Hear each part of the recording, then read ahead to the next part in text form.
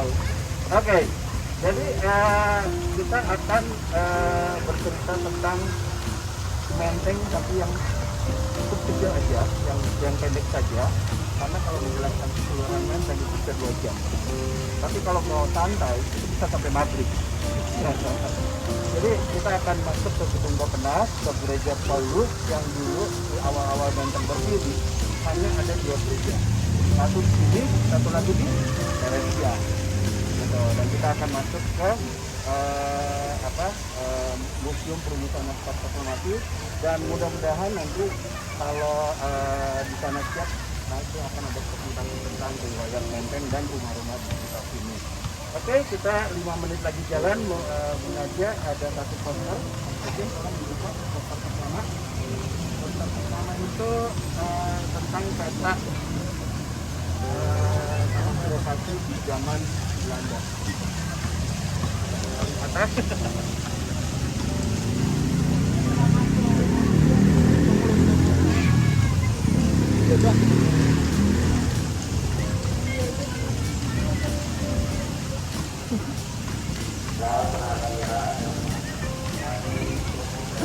Kalau membuka kita menghadap ke sana karena memangnya menghadap ke utara. Silakan Pak Ahmad sampaikan. Oh, ini bukan zaman Belanda, masa setelah kemerdekaan. Ya, ini balik. Seperti ini. Iya,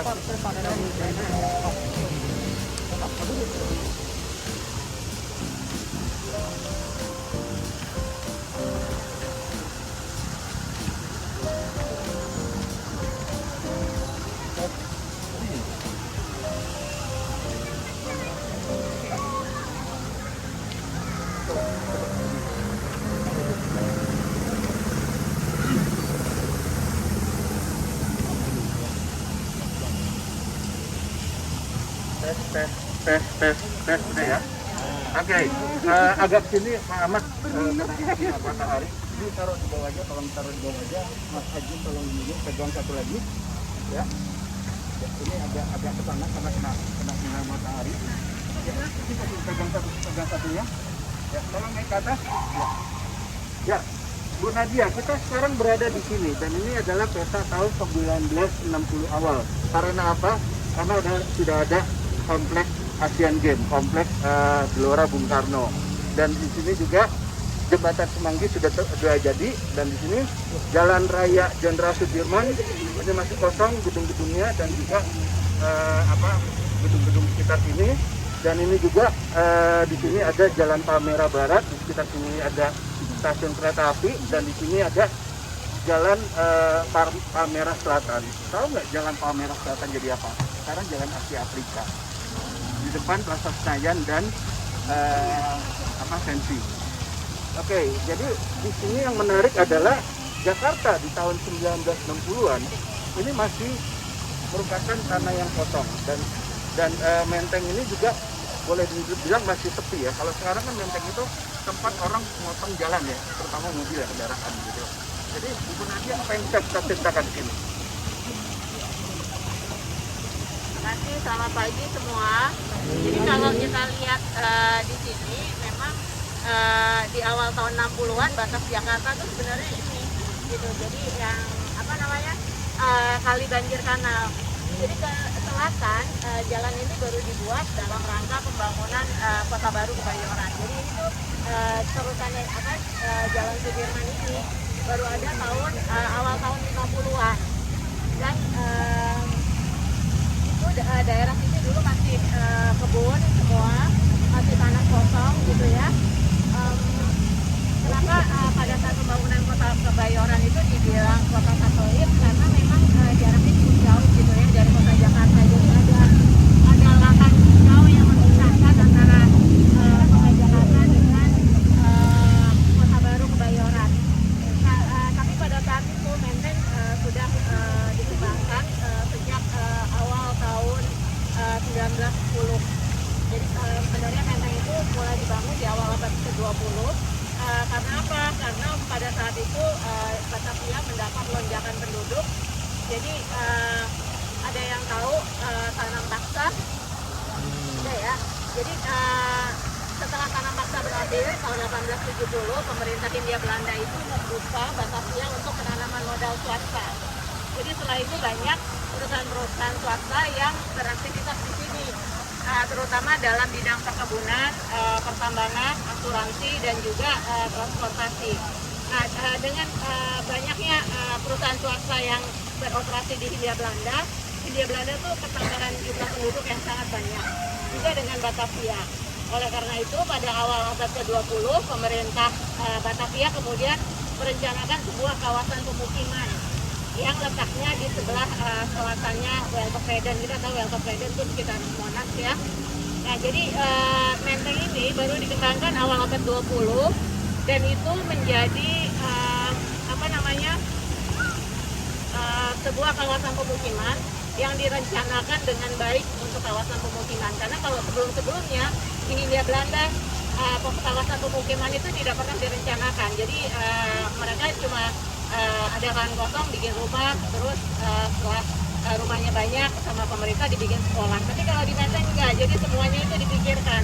Ada fasilitas pendidikan, fasilitas keagamaan, kemudian taman-taman seperti ini, gitu. Jadi itu semua dipikirkan oleh pemerintah untuk menunjang suatu kawasan pemukiman Menteng.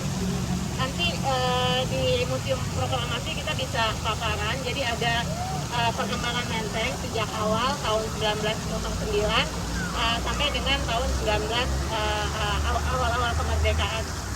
Karena di sini nggak memungkinkan untuk menampilkan peta banyak-banyak. Jadi tapi memang sejak awal dikembangkan daerah Taman Suropati itu, kita di sini itu memang sudah jadi pusatnya Menteng. Mungkin itu dulu ya pengantar dari saya. Nanti selanjutnya kita sambil jalan dan nanti lebih lengkapnya pada saat di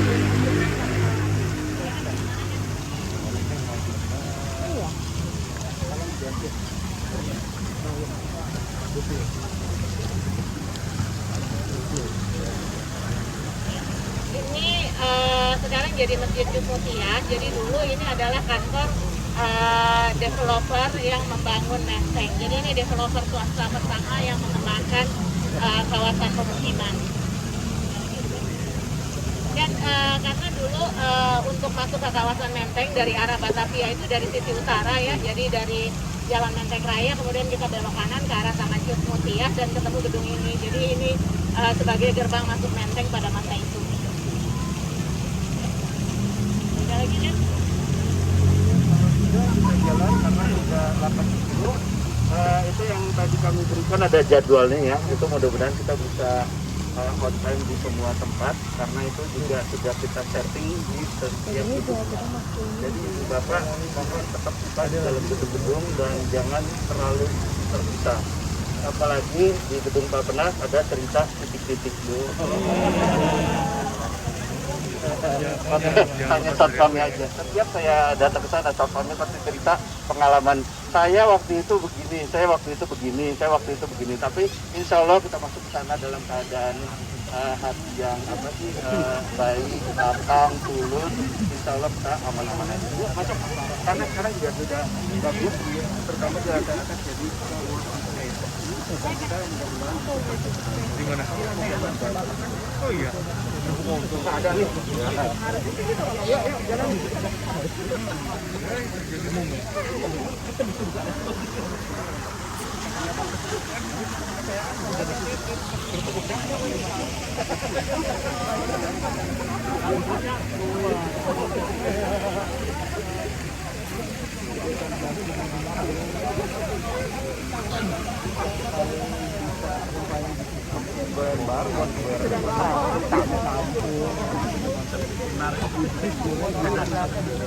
Makanya bagus.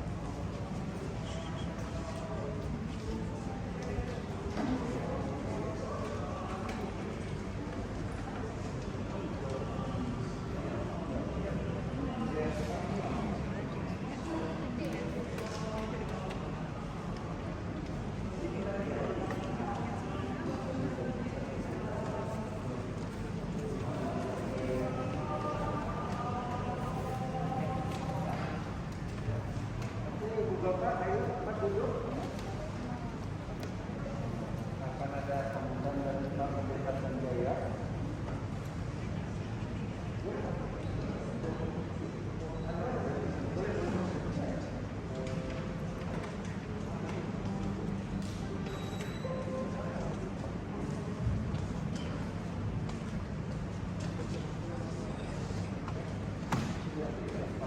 Cing.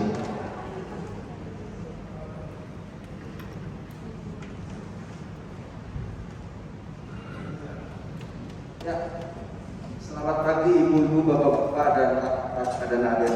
Selamat datang di Gereja Paulus di Menteng. Gereja Paulus ini secara singkat dulu bernama Nassau Kerk karena terletak di jalan Nassau Boulevard. Tetapi sekarang malah di jalan apa Pak? Taman Sunda Kelapa.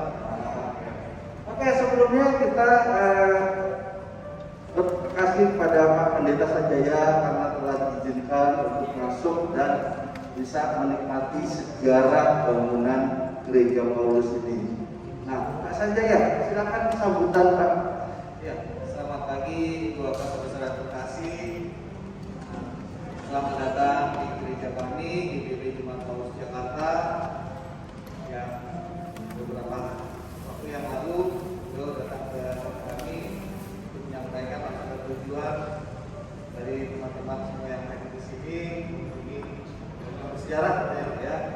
Ya, bersyukur ya salah satu gereja yang bisa dikatakan bersejarah di Jakarta, khususnya daerah Menteng ini adalah GBI Paulus Jakarta. Sejarah singkatnya bangunannya berdiri tahun 1936. Jadi sebelum bernama GBIB tadi seperti disampaikan di awal, gereja asal Perek. Karena bertempat di jalan asal Perek dan pakai nama jalan nama gerejanya. Sekarang namanya GBI Paulus Jakarta. Untuk bangunan yang masih kita pakai seperti ini, fungsi yang dua putih juga masih kita pertahankan dari sejak awal gereja ada sama saya juga. Dan yang paling tua dari antara semuanya ini adalah cawan baptisan itu. Itu bisa nih kalau ada di balik pagi itu kira-kira di tahun. Nanti boleh difoto ya Pak ya. Ibu Bapak silakan aja kalau mau foto. Ya, tahun 1741 abad 17. Ya.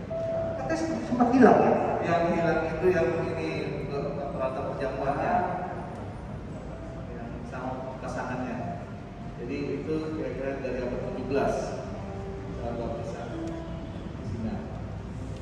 Dan ciri khas dari gereja kami adalah selain kalau di depan ada menara jamnya, tahanan angin yang bisa dilihat dari arah manapun, dan rudal pipa yang masih kita pertahankan sampai saat ini. Dan rudal pipa ini biasanya digunakan pada itu dan kita juga fungsikan setiap awal bulan di minggu pertama. Seperti minggu ini kita menggunakan rudal pipa. Jadi tidak semua orang memang bisa main rudal pipa. Karena tiket kesulitannya lumayan dan ini kalau sekarang.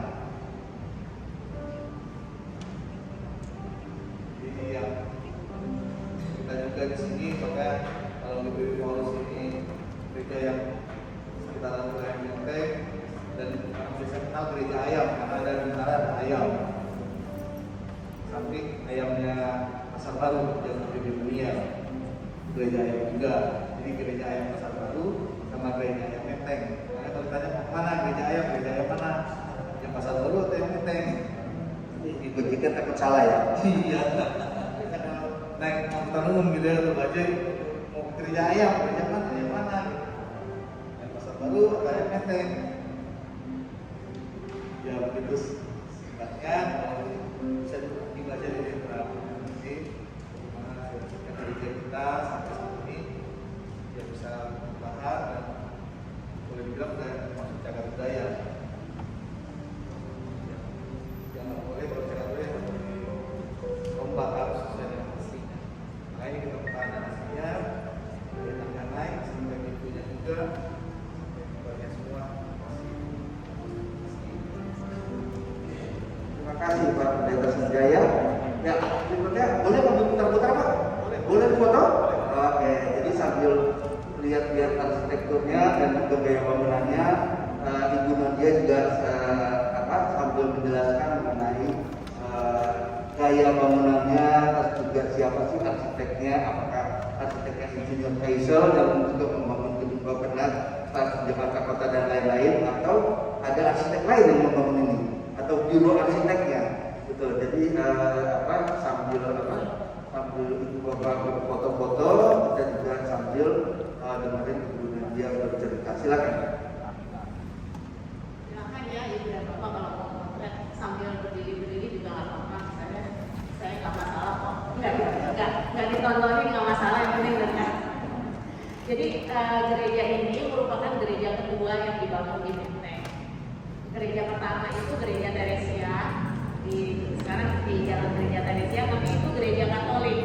Sedangkan kalau gereja Paulus ini itu adalah gereja Protestan. Jadi memang waktu itu pada saat Menteng dibangun di awal abad ke-20 memang belum langsung semuanya terbangun ya, fasilitas pendidikan, fasilitas agama dan lain-lain. Jadi yang pertama dibangun itu 1934 itu adalah gereja Teresia, arsiteknya Van Oyen. Sementara kalau gereja ini baru dibangun 1 tahun kemudian, jadi mulai tahun 35 selesai diresmikan dan mulai dipakai itu 1936. Arsiteknya namanya Nico Ernst dari Biro Arsitek Hoven Jaspers. Gereja ini ada yang bilang ini Art Deco, tapi kalau buat saya ini bukan Art Deco karena presiden Art Deco-nya sangat sedikit gitu ya, hampir nggak kelihatan. Jadi kalau buat saya mungkin gereja ini adalah gaya arsitekturnya itu adalah New Bauern gitu ya, bisa dibilang itu. Jadi lebih ke arah nasionalisme sebenarnya. Jadi kalau kita lihat memang ornamennya tidak terlalu banyak gitu ya di sini, karena memang pada awal abad ke-20 itu arsitek-arsitek sudah menuju ke arah modernisme, jadi sudah mulai meninggalkan gereja lain. Mungkin kalau dibandingkan dengan GPIB juga yang gereja Immanuel gitu ya, yang dibangun 100 tahun sebelumnya, itu sangat berbeda karena di sana ornamennya sangat banyak. Jadi mungkin itu dulu dari saya. Ibu dan Bapak silakan kalau mau berkeliling ke atas boleh ya Pak ya? Boleh ya. Ya. Silakan. Ya, boleh lihat ada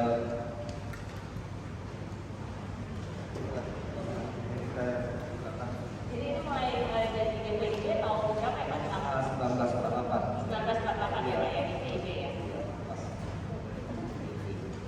Ya, nanti ada tulisannya di sini. Ada tulisannya. Pak, tanya dulu bentar ya. Pak Pendeta, ada yang bertanya. Dari mana? Boleh Pak? Dari mau ke orgel? Ayo, silakan. Ya, yang mau ke orgel silakan lewat sini. Orgel ini. Ya, lewat sini.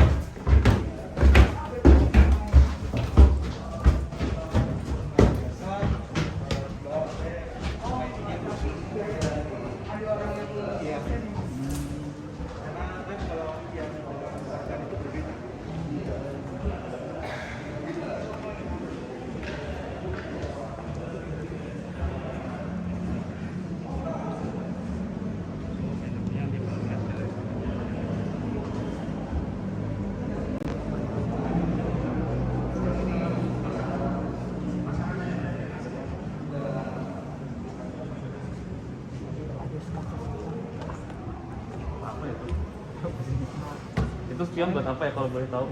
Kan biasanya untuk ibadah itu karena dia membelakangi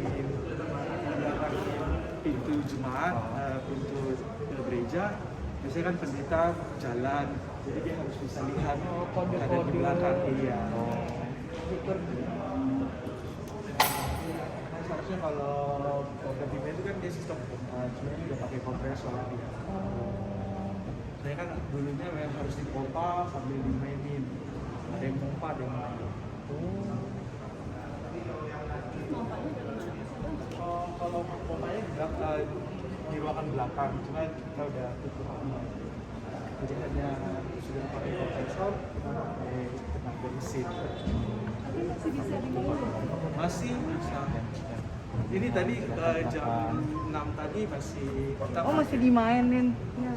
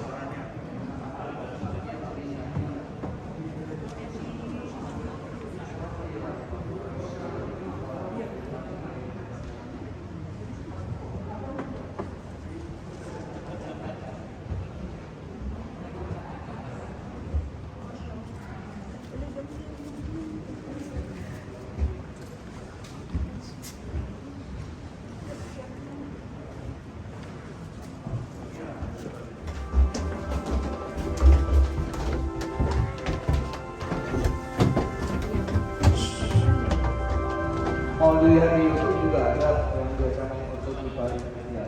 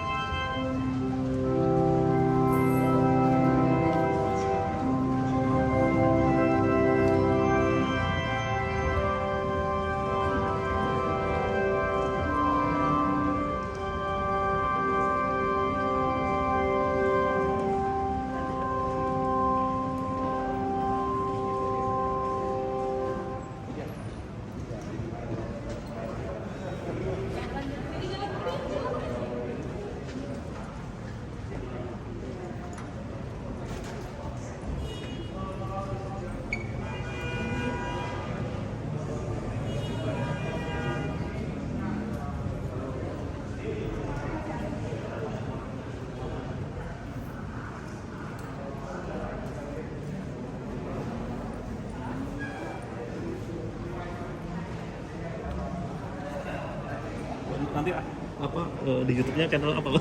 Kita lihat. Ada yang mau lihat foto bangunan lamanya? Ini apa tulisannya?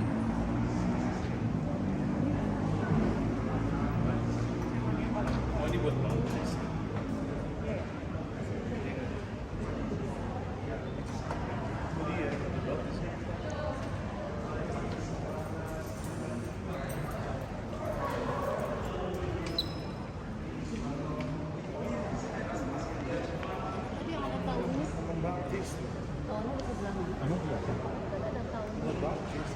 bukan ini kelas Tulisan Belanda. Ada apa itu tulisnya?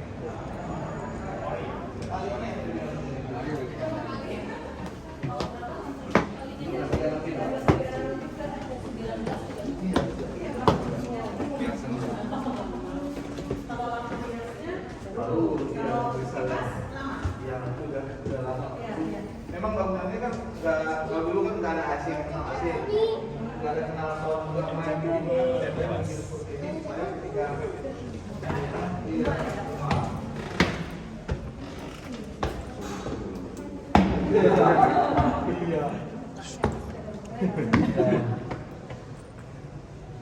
Ini jadi kita ikut perkembangan zaman lah, Kipas- ikut kipas ada dibangun sound, ada sama- peralatan multimedia juga. Kipasnya sama dengan bangunan ya kali ya Pak ya? Gitu, itu gimana dong? Mas, Gitu, ini apakah masih udah diperbarui? kalau yang diperbarui paling ininya, Iya, anyaman iya, karena nggak kuat kan sering dan yang susah bahan bakunya ini.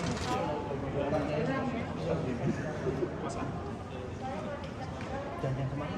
Hah? Ah, sudah.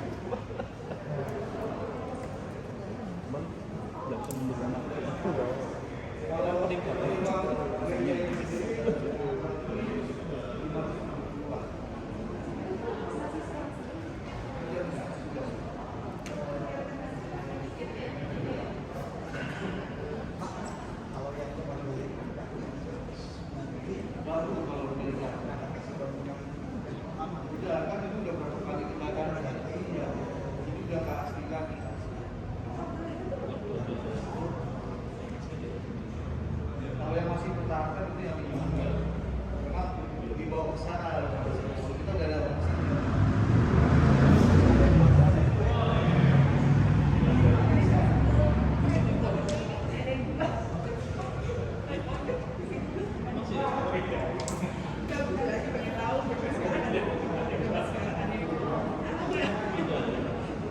Kalau yang apa kita ada juga di Papua, mesin apa yang pakai, tapi ya ada lain kan ada di situ juga. Yang kecil yang apa di situ? Ada dua itu. Banyak dia ada di sebelah. Dimusuhkan. Iya. Kalau iya, kalau kita biasa kan berbeda dengan musik yang lain kan, makanya kan nggak semua orang bisa main itu karena dia butuh tenaga dan power juga untuk mencet itu. Jadi tenaga angin karena untuk suara apa dia harus tarik dulu keluar suara yang mana. Iya. Kan dia tinggal Pencet Listrik. Kalau ini mau keluarin suara apa harus tarik dulu. Ya, kalau dia tadi ke belakang itu Iya kayak nyetir. ditarik, pencet ditarik dulu. Kayak pelatihannya atau pendidikannya itu diselenggarakan di media juga. Iya, ada mereka kita pernah khusus juga sama yang baru juga kan. Anak-anak tidak semua pianis bisa megang itu. Next levelnya pianis kali ya. Tapi kita tarik itu lama-lama dia memegang itu kan. Iya, tarik, iya. Tadi pelan-pelan Iya, terus kita ganti mau ganti suara apa, ganti lagi, Jadi tarik kita lagi. mesti mainnya ini sama ini dong, Iya. kita main tadi Sama kaki, kalau yang kaki juga. Wow. Ada kayak banyak Udah. tombol. Ini tadi Iya. banyak itunya tarikan-tarikan. Iya, sama kaki juga. Angin. Tapi yang ini kan Oh, manual. ini nggak usah dikompress lagi. Iya. Kalau nariknya kayak gitu. Sensornya ada.